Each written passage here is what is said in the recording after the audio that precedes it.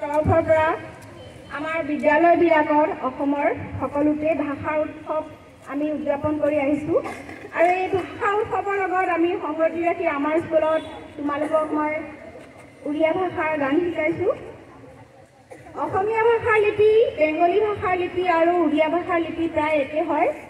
তোমালোকে বেংগলী ভাষাৰ গান নিশ্চয় শুনি আছা, কিন্তু উড়িয়া ভাষাৰ গান শুনা নাই। আমি আজি উড়িয়া ভাষাৰ এটা গান গাবলৈ লৈছোঁ আৰু এই গান শুনা আৰু শিকাৰ এই হৈছে আমি প্ৰতিটো জাতিৰ ভাষাক আমি সন্মান কৰিবলৈ শিকা আৰু এই গানটো তোমালোকেও ভাল পাবা, পিছত তোমালোকে শিকিবা। গানটো হৈছে এই দেশ এই মাটি। এই আমাৰ ছাত্ৰীসকল আছে, তেওঁলোকে তোমালোকৰ আগত পৰিৱেশন কৰিব।